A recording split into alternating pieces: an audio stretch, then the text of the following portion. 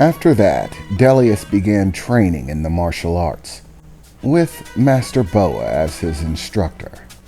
In this martial art, Delius learned the three states, as Master Boa described them, of his distinct form of martial arts. State 1 was known as direct state. This was a pattern of attack in which straight line, rapid attacks were made. As Master Boa described it, the shortest distance in between 2 points is a straight line. The greater one's speed, the greater the force yielded when one object impacts another. This was the defining attribute of this stance of combat, which focused primarily on attack. The next state of combat was fluidic. In the fluidic state, this form focused mostly on a balance between attack and defense, making one flow from the other. Every defense creates an attack, and every attack creates a defense, each one seamlessly connecting to the next in single fluid movements. And the last state was known as structure. This state focused on the structure of your body, and that, in essence, you were able to combine your body in order to create more complex structures that allow you to either attack or defend more effectively, overlapping one limb with another to create a more firm defense or attack, increasing impact force or decreasing the force of your opponent's attack by aligning multiple body parts in specific ways. The simplest example being the overlapping of both hands in the form of one palm placed over the other, or two fists clasped together.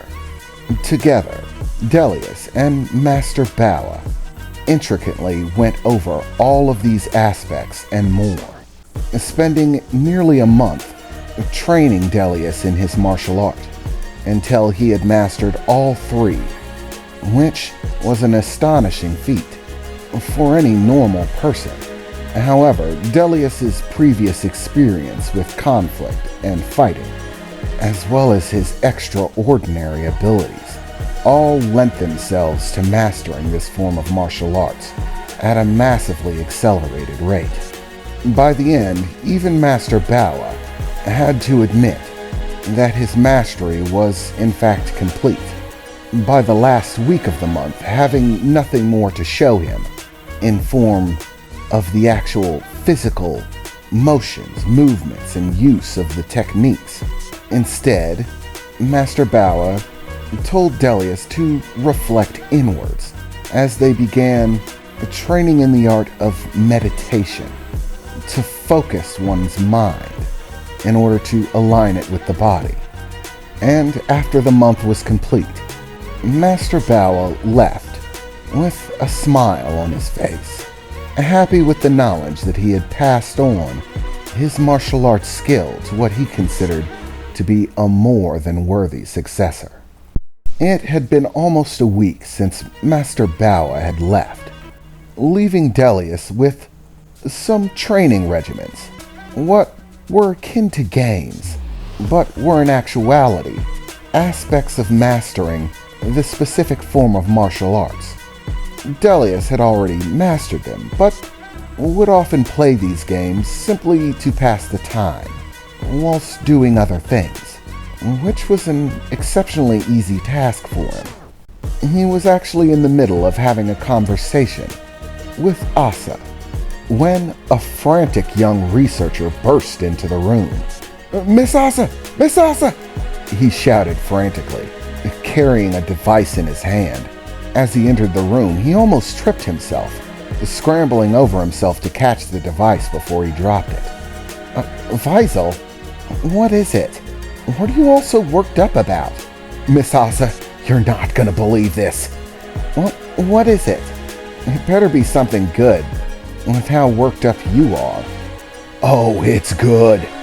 In fact, I can't even put words to it. It's amazing." he said, giddily with a smile on his face, as he approached Asa, holding out the device and pressing a button on it as it floated in air, beginning to display an interactive hologram. It was a somewhat typical device, a personal portable computer that Delius had seen used before. As the holographic display began, Asa quickly began to look it over, as there were pictures of things that Delius didn't quite comprehend on it. He was far from a scientist, and couldn't comprehend a lot of the things that were displayed. "Oh my God," Asa said as she stared at the hologram in amazement. "Are you sure about this?" "Like 100% sure," she shouted. "Yeah, we've checked it like a dozen times. We're sure." Exactly what are you sure about?" Delius said, staring at them in confusement. Oh yeah, Delius," Viral replied. "Sorry, I didn't mean to leave you out, guy. It's just this is a massive breakthrough. Like, you have no idea." "Okay, you know how we've been trying to get samples and study you a little bit, right? Figure out how you guys work." "Yeah, but none of the tests ever work. I apparently produce some sort of energy field that prevents you from taking scans. And my skin is too hard to penetrate, so you can't take any blood samples or any sort of stuff like that." "Yeah, totally. That has absolutely been a pain in our ass. Believe you me. But we have been making some strides taking samples that you leave behind." "That I leave behind?" Delius said, feeling a bit confused. "Exactly what samples have I left behind?" Just like all beings, you're a living thing, Delius. And like all living things, you have garbage." "Garbage? I don't have any garbage." What do you mean?" Delius said. "Okay, just like us, you have old skin cells and hairs that break away, that your body gets rid of because they're unnecessary or in the way, old or damaged. You shed off these old skin cells and hair cells. We've been collecting them, trying to see if we can test them. And even though they might be old or damaged, they are still some tough little bastards. I mean, we've done just about every test we could think of on them.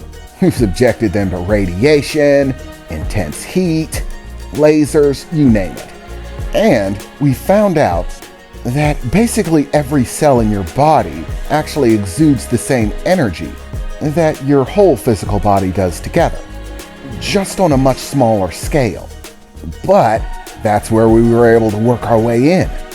Because your individual cells emote the energy, but not in the overwhelming amount that you do, we are actually able to take scans of them. And that's when we came across something amazing. It was a little choppy at first. We had to find a way to work our way through that energy that your individual cells put off. But after we finally did, we managed to get a fairly clear picture of your DNA, your genetic makeup. And do you want to guess what we found? I'm still not quite sure what DNA is, or genetic makeup, or even what a cell is. But sure, go ahead, Delius replied, an eyebrow cocked, knowing he probably wouldn't understand whatever his friend was about to say. "Me and you are basically the same freaking race, man." "What?" Delius replied. I think you've got your lines crossed. We're not the same. I mean, not even by a long shot. Other than the fact that we look the same, we're basically entirely different." "No, we're not." "Look, after scanning your DNA over, your DNA is like the blueprint that makes all living things what and who they are. We found that your DNA and our DNA are approximately 98 99.95% identical. There's virtually no difference. We're the same race. The differences in our DNA seem to be derived primarily from long amounts of time spent separated. And, of course, that radiation, that energy that you seem to produce. And that got us thinking, why is exactly it is that he produces the radiation and we don't? What the difference is? We thought it might be in that percentile difference between our DNA. But based on the scan, it's just minor evolutionary garbage difference. You know, us being exposed to some bacteria that he's not exposed to. Other than that, it's all basically the same. So, as a test study, we took some of our cells and placed one of his cells in a cluster of them to see what would happen. Do you know what happened, Delius? No, but I have a feeling you're gonna tell me. On the cellular level, our cells began to absorb small amounts of the radio energy that your cell was producing. And it basically started revitalizing our cells. There were a few damaged ones from the scraping process, and the damage repaired itself and revitalized all of our older damaged cells. So all of us got together and we came up with a hypothesis. We think that we are essentially the bastard children from someone who was cast off from the prime core world back during the movement or last awakening of Hagara. Back then, one of your people must have gotten lost off of the planet. You said that Hagara wakes up and after he finishes eating, he moves to a new location, right? And gathers new worlds and things like that. Well, we think during that process, some of the people who were on Hagara must have gotten lost, fallen off, so to speak, and somehow gotten mixed up with the gathering new planet. Either that, or it's possible that some genetic material that's required for your existence, the building blocks for what makes you you, is simply a part of Hagara's makeup, and that during the shift he shed some of it.